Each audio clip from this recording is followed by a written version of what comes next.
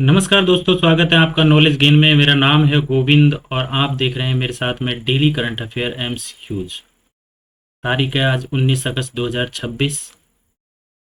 और यदि आप तैयारी कर रहे हैं यूपीएससी की, RAS, SSC, state, PCS, CET, कोई भी अन्य प्रतियोगी परीक्षा होगी, तो ये सेशन आपके लिए बहुत लाभदायक होने वाला है, क्योंकि यहाँ हम डिस्कस करते हैं डेली आई हुई न्यूज़पेपर में करंट अफेयर्स को, जो कि बहुत इम्पोर्टेंट और ज़्यादा मोस्ट इम्पोर्टेंट होती है एग्जाम के लिए।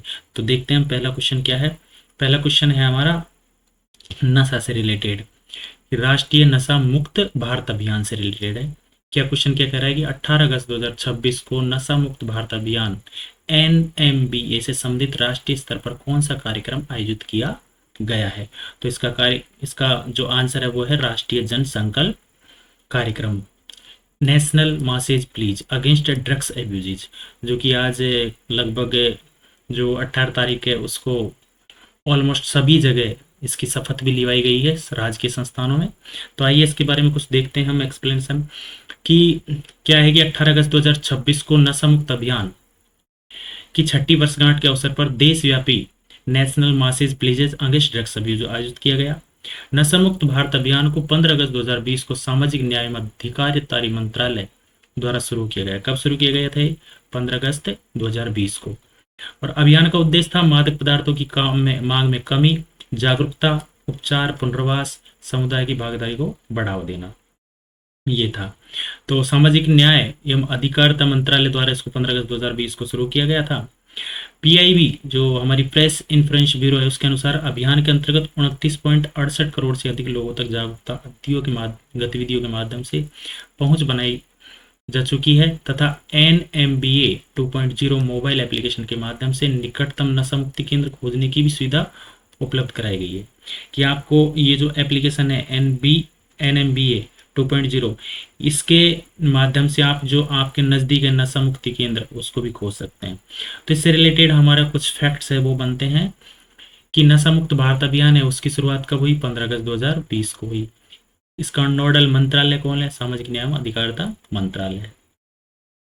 एनएपीडीडीआर का पूरा नाम क्या है? National action plan for drugs demand reduction. नशा मुक्ति संबंधी हेल्पलाइन नंबर 14446, ये नंबर याद है। नशा मुक्ति जो हेल्पलाइन नंबर है वो 14446 है। एनएमबीए की प्रारंभिक गतिविधियां 272 संवेदनशील जिलों पर केंद्रित थी। बाद में इसका विस्तार देश भर में किया गया है। चलिए क्वेश्चन नंबर 2 पर देखते हैं। क्वेश्चन नंबर 2 हमारा रक्षा से रिलेटेड है। वह क्या है कि हाल ही में जो रक्षा मंत्रालय द्वारा जारी छठी पॉजिटिव इंडिजनाइजेशन लिस्ट पीआईएल में कितनी नई रक्षा वस्तुओं को शामिल किया गया है? तो ये किया गया है 405।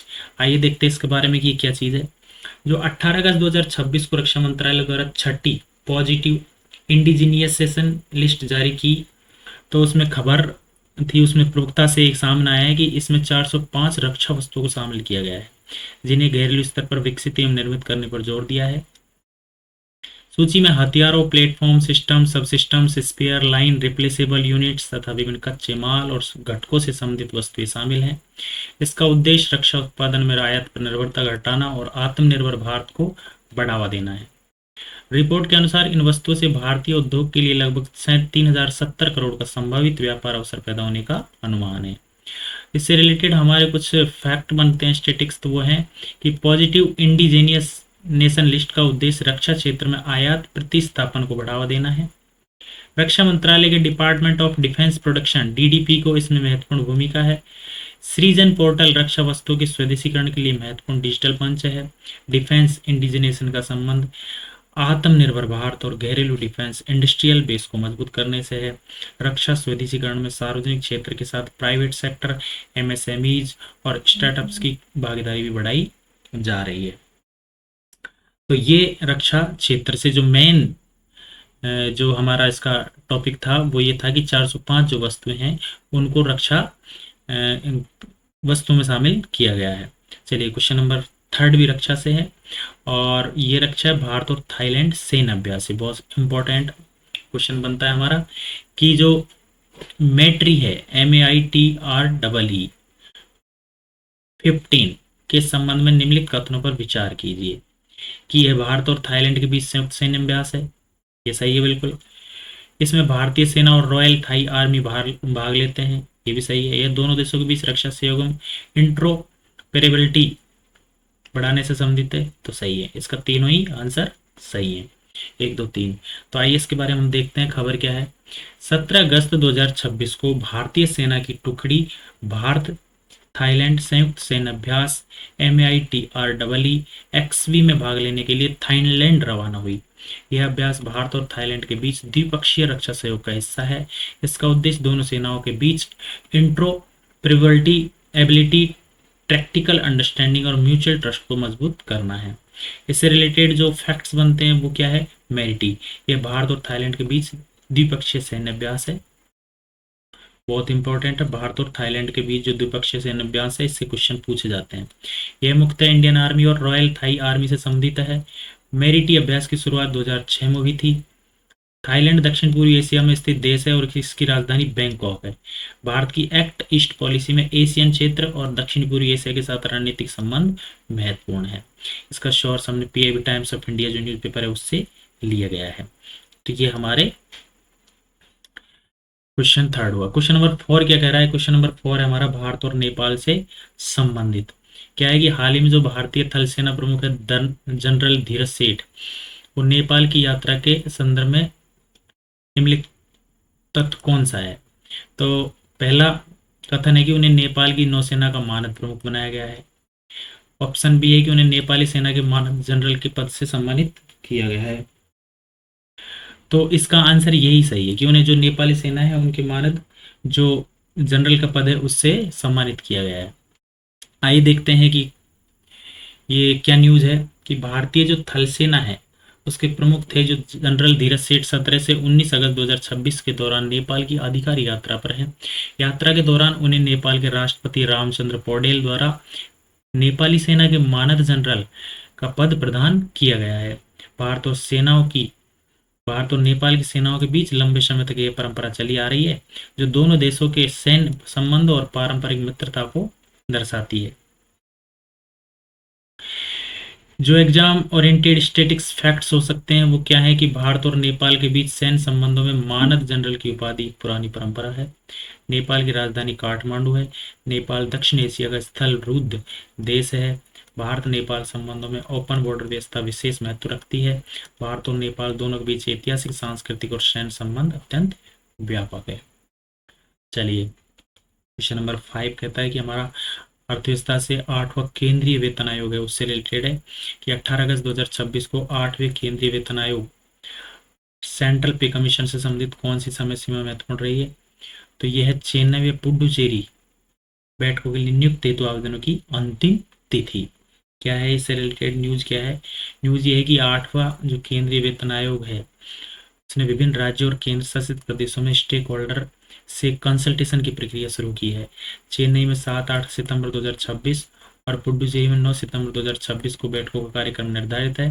पात्र संगठन संस्थाओं को इन बैठकों में नियुक्ति के लिए 18 अगस्त 2026 तक आवेदन करना था। आवेदनों के साथ पहले जमा किए गए मेमोरेंडम से संबंधित यूनिक मेमो ID देना आवश्यक था। तो इससे रिलेटेड जो स्टैटिक्स हैं वो क्या है कि केंद्रीय वेतन आयोग केंद्र सरकार के कर्मचारियों एवं पेंशन भोगियों से संबंधित वेतन सेवा शर्तों की समीक्षा करता है। वेतन आयोग का गठन केंद्र सरकार द्वारा किया जाता है। 8वां जो सेंट्रल पे कमीशन का उद्देश्य है वेतन, भत्तों, पेंशन से जुड़े मुद्दों की समीक्षा करना है। स्टेक होल्डर कंसल्टेशन वेतन आयोग की प्रक्रिया का महत्वपूर्ण भाग है। वेतन आयोग की सिफारिश को लागू करने का अंतिम निर्णय केंद्र सरकार लेती है। तो ये जो वेतन आयोग चल रहा है केंद्र सरकार का उससे रिलेटेड न्यूज है कि जो डिस्कस करने के लिए विभिन्न जो स्टेक होल्डर है, पात्र संगठन है, उनको इनवाइट करने के लिए आवेदन आमंत्रित किए हैं। चलिए क्वेश्चन नंबर 6 है अर्थव्यवस्था से कोई 8वां वेतन आयोग क्षेत्रीय परामर्श कि 8वें वेतन आयोग द्वारा सितंबर 2026 में चेन्नई और पुडुचेरी में प्रस्तावित बैठकों का सही क्रम कौन सा है। तो 7 और 8 सितंबर 9 सितंबर है जो कि अपन ने डिस्कस किया है। तो इसमें कोई खास बात है नहीं जो कि हमने डिस्कस कर लिया। और थोड़े स्टैटिक्स फैक्ट्स इसमें बनते हैं कि वेतन आयोग की सिफारिश को केंद्र सरकार के राजकोषीय व्यय पर प्रभाव पड़ता है। वेतन एवं पेंशन वे सरकार के रेवेन्यू एक्सपेंडिचर का हिस्सा होते हैं। पे कमीशन और फाइनेंस कमीशन अलग अलग संस्थाएं हैं। फाइनेंस कमीशन संविधान के अनुच्छेद 280 के तहत गठित है। जो हमारा वित्त विभाग है, वित्त आयोग, वो 280 के तहत है। वेतन आयोग की मुख्य फोकस सरकारी कर्मचारियों की रिम्यूनरेशन और सर्विस कंडीशन की समीक्षा है। चलिए क्वेश्चन नंबर 7 है। क्वेश्चन नंबर 7 हमारा यूएनएससी से संबंधित है, जो कि बहुत चर्चा में चल रही है हाल ही में, कि अंतर्राष्ट्रीय संगठन है संयुक्त राष्ट्र सुरक्षा परिषद। संयुक्त राष्ट्र सुरक्षा परिषद यूएन सिक्योरिटी काउंसिल के संबंध में निम्नलिखित कथनों पर विचार कीजिए। तो इसमें कुल 15 सदस्य हैं। हाँ जी, इसमें 15 सदस्य हैं। 5 से स्थायी हैं, ये बिल्कुल सही है। प्रत्येक सदस्य के पास एक वोट होता है, बिल्कुल सही होता है, जिसे वीटो कहते हैं। इसका प्राथमिक उत्तरदायित्व अंतर्राष्ट्रीय शांति सुरक्षा बनाए रखना है, बिल्कुल सही। तो इसका सही आंसर सही है। चलिए न्यूज का थोड़ा सा विश्लेषण कर लेते हैं। क्या है कि 18 अगस्त 2026 के अंतर्गत करंट अफेयर्स को समझने के लिए संयुक्त राष्ट्र की संस्थागत संरचना महत्वपूर्ण है, क्योंकि यूएन सिक्योरिटी काउंसिल अंतर्राष्ट्रीय शांति और सुरक्षा से संबंधित महत्वपूर्ण प्रमुख राष्ट्रीय निकाय है। संयुक्त राष्ट्र के आधिकारिक विवरण के अनुसार सिक्योरिटी काउंसिल में 15 सदस्य होते हैं और प्रत्येक एक वोट रखता है। इसमें 5 स्थायी सदस्य हैं, जिनमें चाइना है, फ्रांस है, रसिया है, यूनाइटेड किंगडम है और यूनाइटेड स्टेट्स हैं। तो फैक्ट है हमारा स्टेटिक्स वो यही बन रहा है कि यूएन सिक्योरिटी काउंसिल में 15 सदस्य हैं, 5 स्थायी हैं, चीन, फ्रांस, रूस, यूके और यूएसए। स्थायी सदस्यों के पास वीटो पावर होती है। संयुक्त राष्ट्र संघ में इसका मुख्यालय है न्यूयॉर्क में। तो इसकी स्थापना 24 अक्टूबर 1945 को हुई थी। तो इससे रिलेटेड स्टैटिक्स दी गई हमारी। क्वेश्चन नंबर 8, विज्ञान एवं अंतरिक्ष से संबंधित है इसरो से। भारतीय अंतरिक्ष अनुसंधान संगठन इसरो के संबंध में निम्नलिखित कथनों पर विचार कीजिए। इसरो भारत की अंतरिक्ष एजेंसी है, बिल्कुल सही है। ये डिपार्टमेंट ऑफ स्पेस के अंतर्गत कार्य करती है, ये भी बिल्कुल सही है। चंद्रयान फर्स्ट भारत का पहला चंद्र मिशन है, बिल्कुल फर्स्ट सही है। चंद्रयान फर्स्ट का प्रक्षेपण 2008 में होता है, ये भी राइट है। तो इसका सही आंसर चारों ही 1 2 3 4। चलिए एक्सप्लेनेशन क्या है इसका, कि 18 अगस्त के साइंस और टेक्नोलॉजी रेवोल्यूशन में भारत के अंतरिक्ष कार्यक्रम को जोड़ना महत्वपूर्ण है। इसरो भारत की प्रमुख स्पेस एजेंसी और डिपार्टमेंट ऑफ स्पेस के अंतर्गत भारतीय अंतरिक्ष कार्यक्रम को संचालित करता है। इसरो के आधिकारिक स्रोत के अनुसार चंद्रयान फर्स्ट भारत का पहला मिशन मून था, जिसे 22 अक्टूबर 2008 को श्री हरिकोटा सतीश धवन केंद्र है आंध्र प्रदेश में से प्रेषित किया गया। तो इसरो का पूरा नाम क्या है, Indian space research organisation. ISRO का मुख्यालय कहाँ है, बेंगलुरु में है। चंद्रयान फर्स्ट भारत का पहला चंद्र मिशन है। चंद्रयान फर्स्ट का प्रक्षेपण PSLV C11 द्वारा किया गया था। भारत का प्रमुख satellite launch entire Satish space centre CDSC Sriharikota में स्थित है। ओके, चलिए क्वेश्चन नंबर 9 देखते हैं। क्वेश्चन नंबर 9 हमारा अंतर्राष्ट्रीय सहयोग ब्रिक्स से रिलेटेड है। भारत की 2026 ब्रिक्स चेयरशिप के संदर्भ में निम्नलिखित में से कौन सा कथन सही है। ये ब्रिक्स तो बहुत ही ज़्यादा इंपॉर्टेंट है, इससे क्वेश्चन कहीं ना कहीं बनेगा, क्योंकि ये रोज कहीं ना कहीं न्यूज़पेपर में हमारे इससे खबर बनती रहती है। तो 2026 की ब्रिक्स चेयरशिप की कोई निर्धारित थीम नहीं है। भारत की 2026 ब्रिक्स चेयरशिप का व्यापक theme building for resilience, innovation, corporation, sustainability है।